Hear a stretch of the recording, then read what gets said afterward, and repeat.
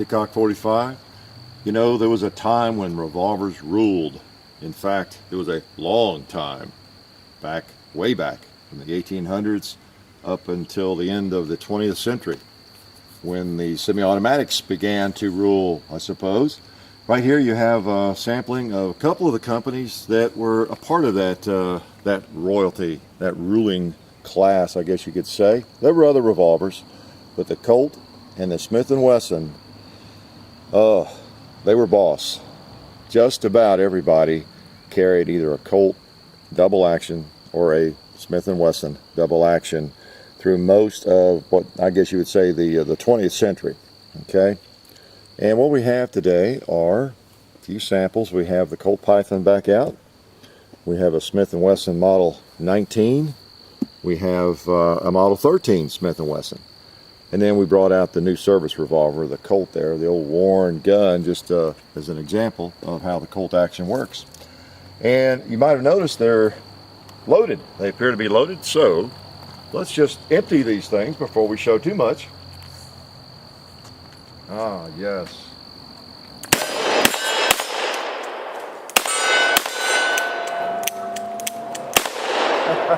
We had a light primer there, or a hard primer. That's okay. You know, when you're firing double action, sometimes that happens. I don't think we've had that happen yet with the Python. Let's try this one double action too. Model 19 Smith & Wesson.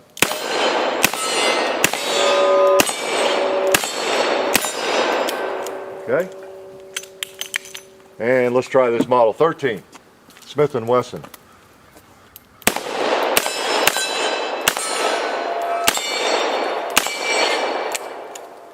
Okay, so that's not to make the Python look bad. I don't know, you know, when you fire double action, that's something I really wasn't going to talk about. Kind of glad that happened. Some people lighten their actions to the point where it is not as likely to hit the primer as hard when you fire it double action. I don't know if this one's been lightened, but the Python's famous for having a light, smooth action. And if you hadn't noticed before with a double action revolver, let me go ahead and pull. When you pull it double action, you fire it, the hammer doesn't come back as far as it does when you cock it.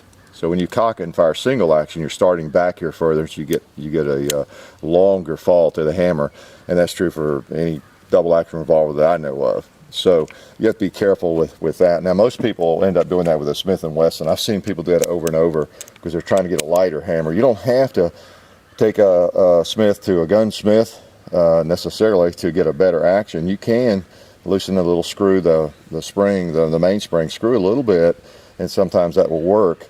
It'll give you a lighter pull, but you have to remember the hammer doesn't come back quite as far. Now watch when it falls. See where that hammer spur is? There. See, it was right about right there. But when I cock it single action, it's back further. See, so a little added lesson. No extra charge for that. Just sort of happened. So we'll shoot more and see if that's going to happen. And it also could be this ammo. This is RWS picked up just today, 38 special. I have no clue. I haven't shot a lot of it. Maybe it's famous for having harder primers. Maybe it's not. I don't know. So what we're going to do mainly is one to just kind of admire these good-looking revolvers, but also give you an idea of the difference between the Colt and the Smith & Wesson, the two guns that, as I say, they really ruled the 20th century for most of the century. And just a couple of the differences. Good excuse to bring them out, right, and shoot them. Well, you know, the beautiful Python, it's just a gorgeous gun, and it's a Colt. And one of the biggest differences is when you open the cylinder, instead of pushing on that, you pull on it. The cylinder latch is a pull operation. Okay, you pull back, which would make sense. Pulls back to release it. You know, if I was designing a revolver, that's probably what I'd ended up with. Who knew you could actually push to release? So that's how that works. That is something that a lot of revolver shooters don't like as well as you know, the push method on the Smith & Wesson. And then the other big difference there with the Colt, which is not all that important, but the cylinder turns clockwise, and I will demonstrate that. See, when you crank it, you cock it, or you pull the trigger, it's going to turn clockwise, which is pretty important if you're in a firefight with 13 terrorists, or maybe 2. You just have time to put 2 rounds in really quick. Real quickly, just struggling. You now got 2 rounds in there. Okay, if you put them, you forget you don't have a Smith & Wesson, and you put them right there, look what's going to happen. Bang, click, click. See? So you'd have to remember, they'd be on you by then with some kind of bomb or something. You know? So when you close that cylinder, you have to close it right there. So when you brought it up, it pow!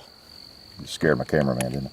So anyway, it's good to know. I mean, you do need to know, if you're going to be a tactical dude with one of these. And of course, with your Smith, you got just the opposite.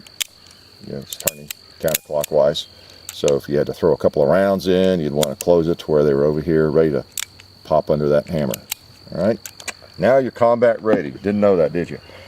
All right, so that's those are a couple of the biggest differences. As I was saying, when you're going to release the latch on a Smith, you push, which is kind of more ergonomic. It's more intuitive. It's just so natural. You're empty, boom, boom, boom. You fired. Bring it, push on it with your thumb. Opens just so natural. Knock those cases out. Put more in if you're using a speed loader. You normally carry them on your belt, and you'd be right here. You just pop them in, close it up. Ready to go again. Empty, pop them out, put the rounds in, ready to go again. I competed for about a year with Revolver. I had a 686 6-inch gun. I shot some, but then I traded that for a 625. It shoots 45 ACP Revolver, and you put the rounds in a full moon clip. So it's kind of like a speed loader, except you don't have a speed loader to full width. They're just in that full moon clip, and keep them on a belt or in a holder here. You just pop them in. That's all there is to it. You put them in and you're ready to go again. So that was kind of fun. But very, very natural with a Smith & Wesson. A little bit unnatural to me with a Colt. If that's all I shot, it wouldn't matter, I guess.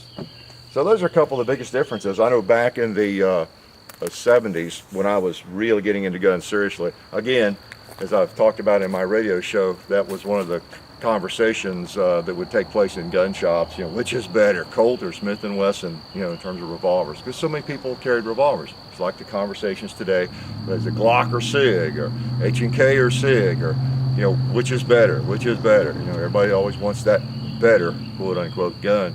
And it was this conversation back then. Maybe still is among some folks. Of course, now your Ruger's a major player in the double action revolver game. And who else? Taurus, there's some other people that make them. But anyway, that's one of the big differences. Now this is a Model 13. The Model 19 is a classic. A lot of state patrolmen carried that. It has the adjustable sights and everything, and red ramp. Just a really, really nice gun. And that was carried in that configuration by a lot of police agencies. Also, the end frame in this was carried, the Model 28 or 27. Usually it was the Model 28. It was actually called the Highway Patrolman, I think. But this was the gun of choice of Bill Jordan, who is one of the revolver kings of the ages, and this is also referred to as a combat Magnum. The Model 19, the K frame, perfect size frame, really just fits almost everybody's hand. You might want some smaller grips, but it just fits like a glove. Okay, so that's kind of the counterpart to the Python. Python's a little bit bigger, more like an L frame in a way, but kind of the same configuration, and just a prettier gun in some ways. All right, so let's shoot them again. Let me show you the Colt here. This is an old Colt. This is the new service you've seen probably if you've been around the channel long, and this, I believe, in 1898. I believe is the patent on these things. So this has been around a long time. It's a 45 Colt. It's even back then you pulled to open the cylinder, not push. You had to pull that, and then same thing, turns clockwise, just like a Colt single action. So Colts have always turned clockwise. So I'm not going to shoot that, I don't guess, but that's a Colt, and this is a Colt, and they behave the same way for the most part. Some people might think that the Python is a little bit sexier. I don't know. You think? What do you think? I think it's a little prettier. A little bit of difference there, huh? Okay, so a couple of Colts and a couple of Smiths. Let's shoot them some more while I'm gabbing here. Got some 38 specials. Like I said, these are the RWS, and we're going to shoot some Magnums as well. Didn't bring out any speed loaders. Let's fire this double action again and see if it. Oh, it's going to fire. Ooh. Up, here we go.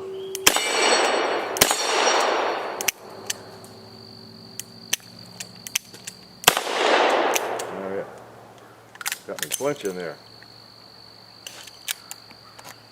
Okay, let's try with this again. One thing that might be interesting, if that were my gun, and I might try to track it anyway, is to see if that was happening on a particular chamber. You know, who knows? Maybe one chamber is a little deeper. All right. You know what? We have some sodas that need to be popped.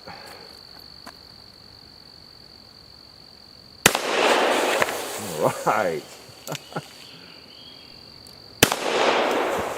All right. Pretty nice. We also have a gong that needs to be hit.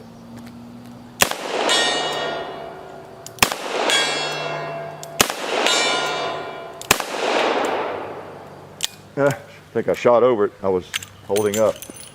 That's double action. That's pretty sweet. Now this gun has a nice double action.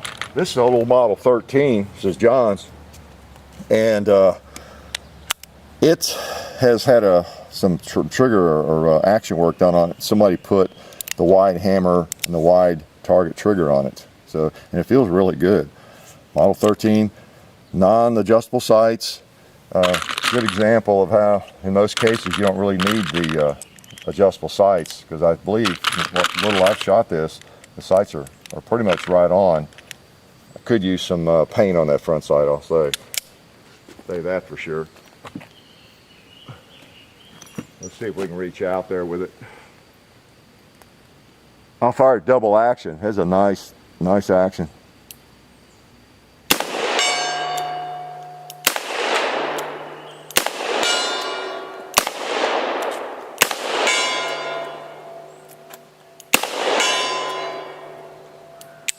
Having trouble seeing the sight, but feels pretty good. Feels really good. Now, one nice thing again about these guns is these are all 357 Magnum, except for the old Colt. Put some Magnum rounds in this thing. Now these are S&B rounds. 357 Magnum. And these will be a little stouter. Jar the sinuses a little more. Not too long, though. Okay.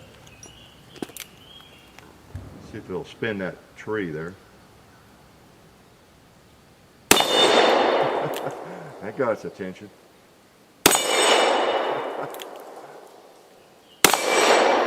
Yeah.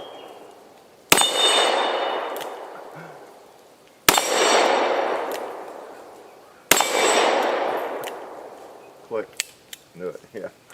We were shooting 38s at it, and it wasn't knocking them all the way around. Plus, I don't think we've got enough lean to it. We moved it there since the first video we did with it, so we'll have to. We're just learning how to use that thing and how to set it up. Tell you the truth. So these are sweet. Now you notice when you go into a gun shop these days, you tend not to run into a lot of blued revolvers, do you? Unless just happen to be some used guns in there. However, Smith has brought back the classic series. We saw them in Pittsburgh, at the NRA convention. There was a whole, what you could say is a whole wall of them. There was a big line of them, models that they brought back out. You do have the key lock and some of the newer features, but they're blue and they're pretty much like the old guns, and it's pretty neat to see that. Let's try this single action.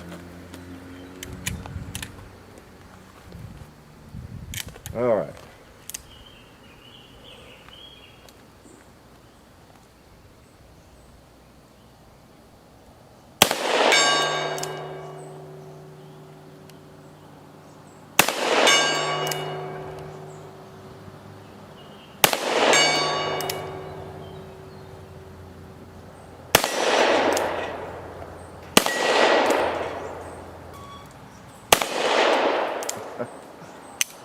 All right, so in single action, not a problem.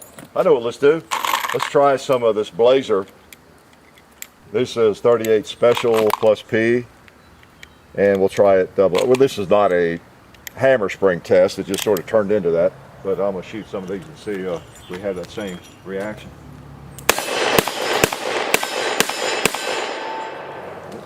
better. The RWS may just have a, let's try some Magnums. It might have a, just harder primers, I don't know. You just have to experiment with ammunition. And that's one thing that I'm up against in a lot of videos. Different guns, different ammo, things I haven't shot a lot, haven't experimented with as much. So these are some of the Magnums, the S&B. All right, these will kick a little bit, but that's okay. That one didn't kick at all.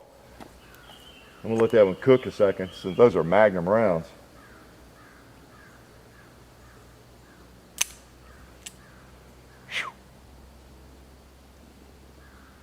Let's just put it in double action, single rather.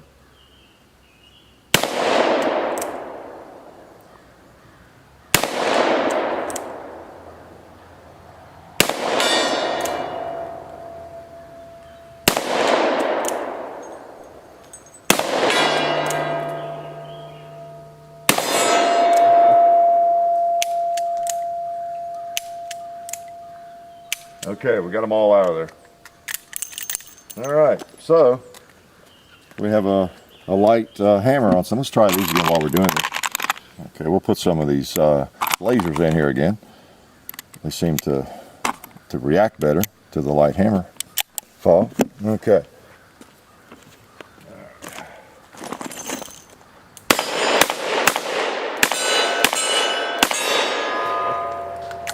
Yeah, that's nice. Boy, Python feels good. I'm going to shoot some more of those. I like that gun. It's such a different feel. I don't get to shoot a Python very often. So let's just shoot up this blazer stuff. It seems I like that.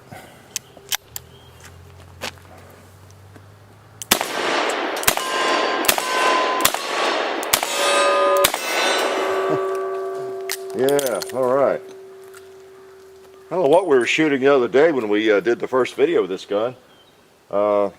Mixture stuff. We were not shooting that, and I guess we were not shooting in the S&B. So you just have to experiment with ammo, see what you get.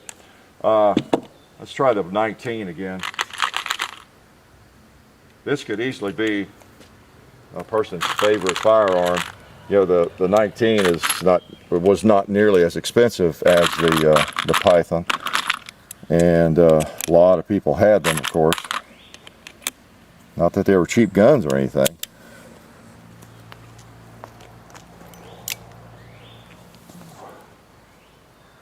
Now, these 38s probably wouldn't knock anything over. I'll take a couple of shots though. There we go.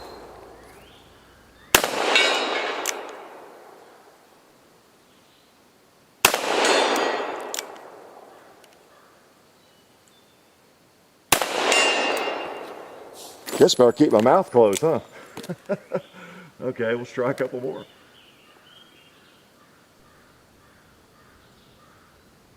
All right, uh-oh.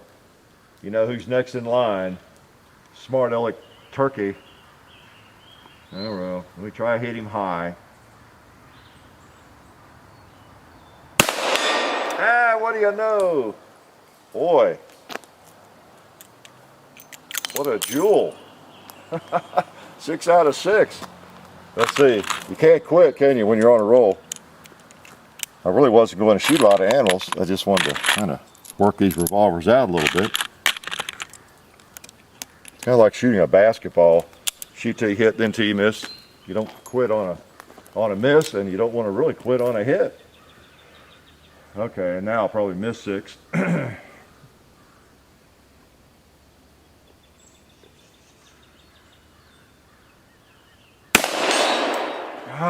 Okay, 7.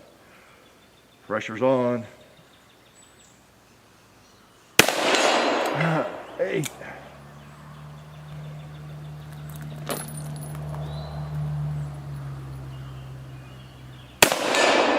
Oh, 9.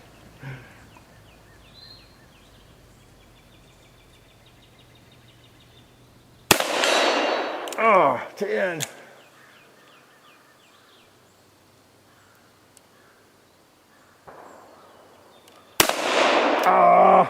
Couldn't stand the pressure, could I?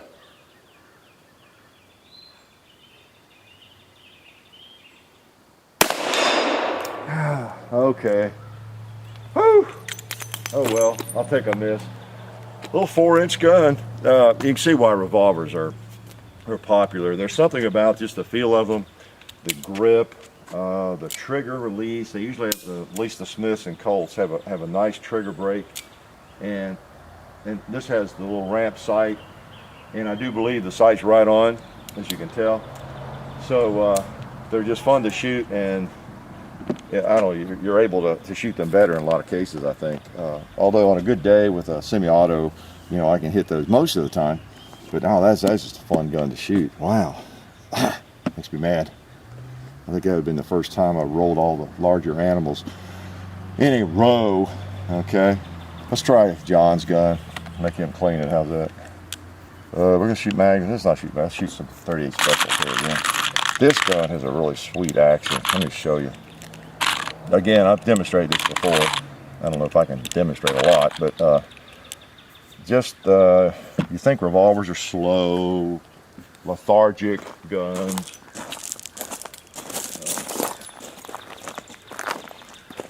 Let me get too close here. Okay. I'll probably miss here, but I want to.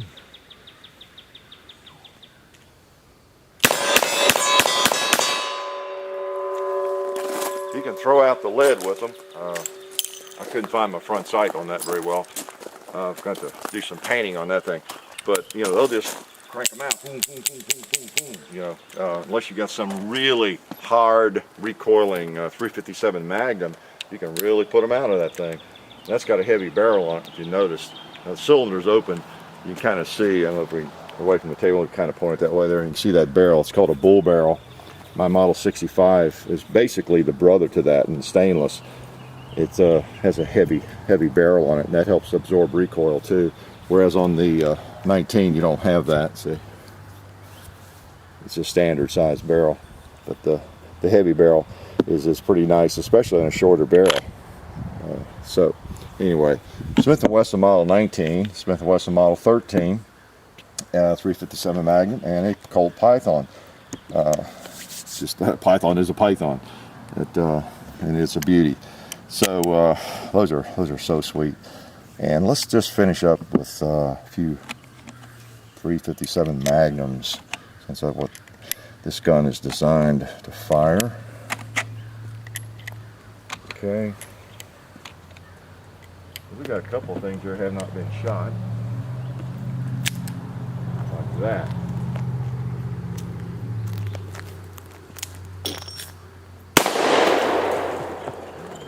There's another soft drink.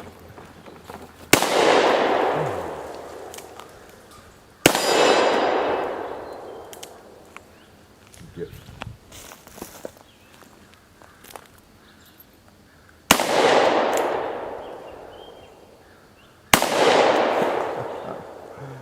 What we have? One round left. Okay. And there's where, if you're checking, you got one round left. You have to know which way the cylinder turns if you want to put it back in there to fire. See. So I just put it up there with the last dead round right under the hammer, and it's going to turn correctly. And let's miss the gong in the last shot. Let's not miss it. All right. 357 Magnum. So Colt, Smith & Wesson, some good old vintage guns here. And if you haven't tried them, you really need to. I know I'm always saying that, but you really do. Beautiful guns. Lots of fun to shoot, just really as much as a semi-automatic pistol. Don't want to neglect the good old revolvers. Double action revolvers. They will fire in single action mode or double action mode. Very versatile. 38 special, 357 Magnum, hot loads, mild loads, very mild loads. Very nice guns for a beginning shooter. You can get some really lightweight and light powered 38 specials, and they're not going to hurt anybody. And if you put some really hot 357s in them, you've got a handful. So hope you enjoyed that. We enjoyed bringing it to you because I love to shoot these old things. So you guys take care. Life is really good.